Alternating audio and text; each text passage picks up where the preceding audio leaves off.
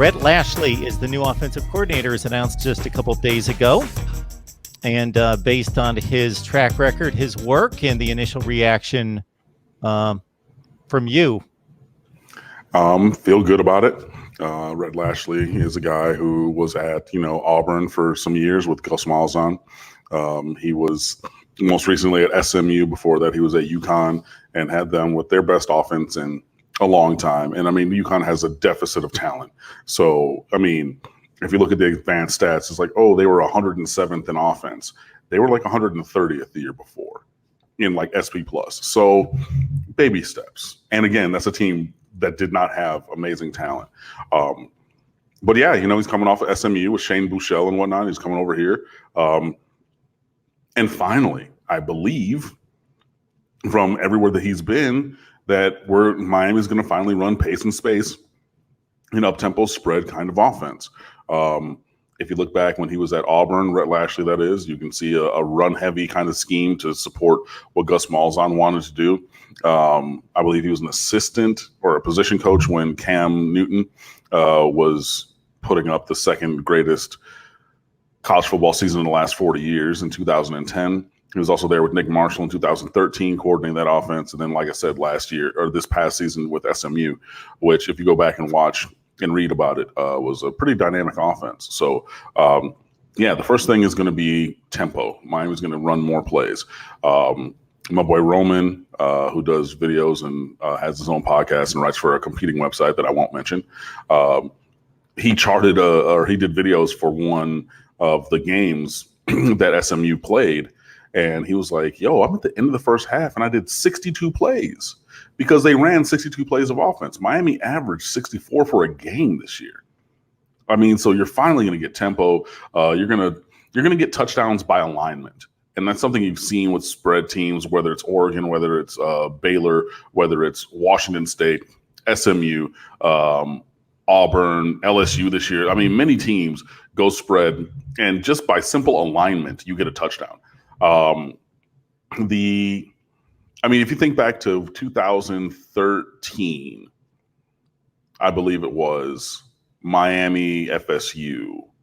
Miami got a touchdown by alignment. They came out with a heavy set, two backs, a tight end, and two receivers, like it's going to be I formation. They came out with that personnel, went five wide, Clive Walford up the middle or up the seam on a linebacker who couldn't run with them 61 yards. We had a touchdown by alignment there. You can have that kind of a thing again. And, on my other podcast that I host daily during the season, but twice a week in the offseason, Locked on Canes with my boy Fred Purdue, we had a guy on today who specializes in running and coaching a spread scheme. And he said, look, if you listen to Mike Leach, Mississippi State's new coach, Mike Leach, the goal is to make the defense defend 53 1/3 yards wide, so from sideline to sideline, and 35 yards deep.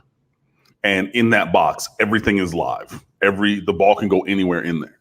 And the thing that he said, Coach Mackey is his name. Look him up on YouTube, MCKIE. You throw it short and let a guy run long, but you have space for them to do that. Think DeAnthony Thomas at Oregon. He wasn't going by everybody and then just like Tyreek Hill throwing it over the top. Tyreek Hill doesn't even really go by everybody like that. You throw it short, give him space, and let the speed do the work. And Miami has that kind of talent to be able to do that. The other interesting thing from the conversation with Coach Mackey today on my other podcast, Locked on Canes, and you should get that anywhere that you find podcasts for free, is that in the air raid offense, in the scheme of Sonny Dykes, you install the entire offense in 3 days.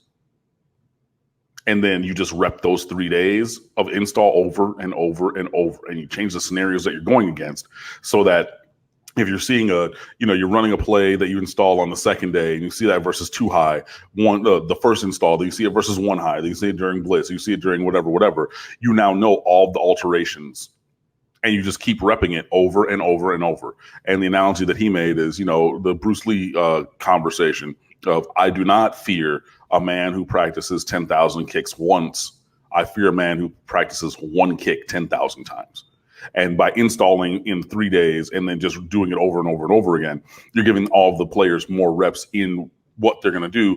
And to some level, you're going to simplify what it is that you're going to run, but also giving the ability to get the ball to the players. And again, as I've said, and as you guys know, Miami has loads of talent at the skill positions. So hopefully RHETT LASHLEE is able to unlock something that has unfortunately been locked by design and intent for a while with the Miami Hurricanes offense.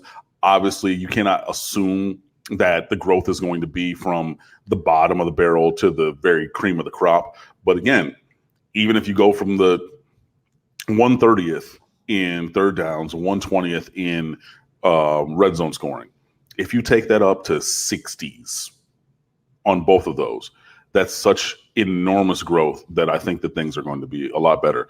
But, you know, again, I'm to the point where you have to show and prove before I believe everything. But I think that there is now a synergy between the talent on the roster and the usage and implementation through the scheme of offensive football, which should help lead Miami in a positive direction, which on offense has not been the case very often recently.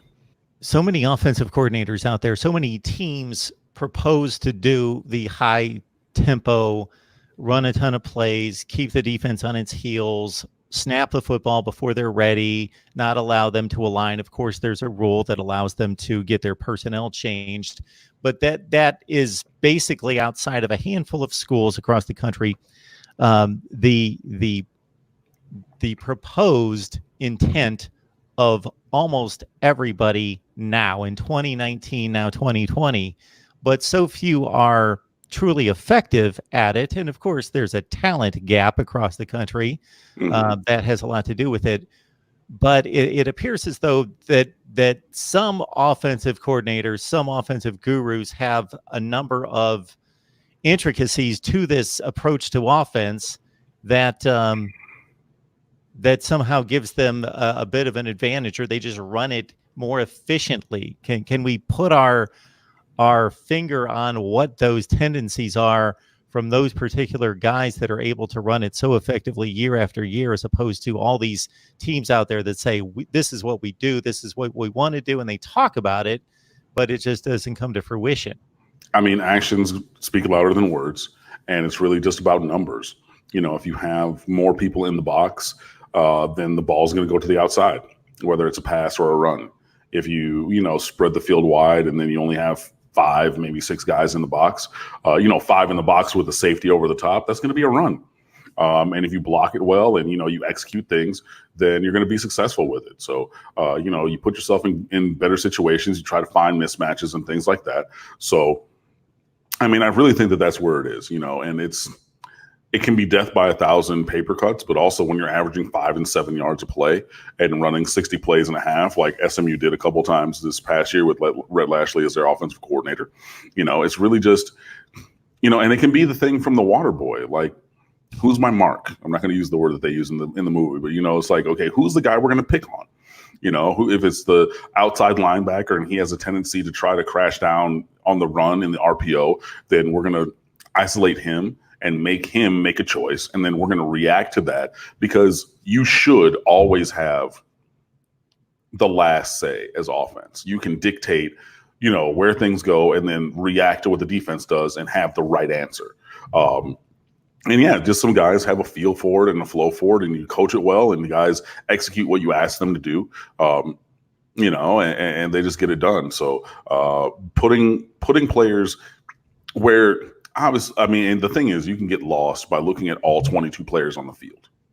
And Roman, in one of his video breakdowns, it was really great. I had dinner with him yesterday, and I spoke to him in person about this. Even with 22 players on the field, and he's looking at, okay, where's the quarterback's read? What is the quarterback responsible for? How is the quarterback manipulating this play? And the quarterback literally watched the middle linebacker. He had a tunnel screen on this side, and you had a bubble screen on the other side. Depending on which way the middle linebacker went, that was where the ball was going to go. So you can see the linemen, they're doing their thing. Obviously, they're blocking. The running back, where's that middle backer going? Is he going to his left? Cool, then I'm throwing the tunnel. Is he going to his right? Cool, then I'm throwing the bubble. The end. So you can simplify the way that the reads for individual players. And it is a symphony of football because everybody might only have one or two reads or one or two things, but it doesn't have to all come together. But things like that, when you know, instead of having a pro style system where, you know, under Dan Enos, the quarterbacks are dropping back and I'm reading this and I'm reading high to low and I'm going here and I'm doing all these things. And it looks like, you know, the Zach Galifianakis from the Hangover, where it's all the things coming in front of him, or the Hangover Part 2, you know what I mean? When he's in the casino just looking at it and it's just like all that. Nah, I'm reading this guy on this play, and which way he goes tells me where I'm going with the football. Doesn't that sound easy? Doesn't that sound something like you or I or somebody who's not as intellectually advanced at football could do? Look at one dude and go with the ball opposite of where he goes. These are things that you can do to be advantageous or put your quarterbacks or players in advantageous situations. Same things when you have options or option routes. Like if you know the air raid scheme made famous by Mike Leach, he runs the play 4 verticals. He calls it 6 because when you call it, they're options, so it should always be a touchdown. That means, you know, if the middle field is open or closed, you can do different things. If you run it from a trip set, if you run it from 2x2, there's contingencies built for every player or every receiver, depending on what their defender shows them. But for that receiver, you might only have 2 options. If he sits here, I do this. If he do, then I do that. So but if you have 4 receivers, then you got 8 options out there, maybe. You know what I mean? So it's not like they have the entire playbook or the entire route tree where it's like, oh, I can just pick one like it's recess in 5th grade. Oh, get open, and I'm just gonna do whatever. I'm gonna do this or I'm gonna do that.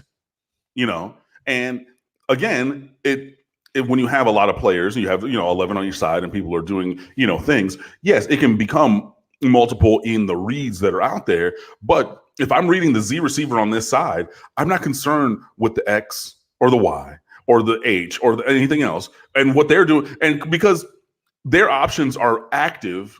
But if I'm not looking there because I see that this is my mark and I see this is where I'm going with the football, I need to read that option right there. Which way are they going? Are they going this or are they doing that? And then I give him the ball, and I've still made it a single read situation. Now, obviously, things can break down. You might need to make multiple reads. Hey, there might be a defender in your face all of a sudden because somebody didn't make a block and you got to improvise and run. I mean, yeah, it's not going to be perfect. And that's the thing. I think that we as fans always have the expectation of perfection. And I think that the pursuit of perfection is what we should be endeavoring to do. But it's not always going to be perfect. But if you can make it easier, make it more player friendly, I think that it could really hit here because the talent that's at Miami is not very different than the talent that's at LSU or at Georgia or Alabama or many of these places, because they have over 50% of the rosters blue chips, and so does Miami. And especially at the skill positions, wide receiver, tight end, and running back, the talent on Miami's roster is analogous to any of those. Where it really falls off is on the offensive and defensive lines. That's where the difference is really between Miami and those top championship teams. But the skill position players, Miami got loads of them, and they can run and they can put points on the scoreboard. And if you put them in a good situation, RHETT Lashley, then I think that can happen.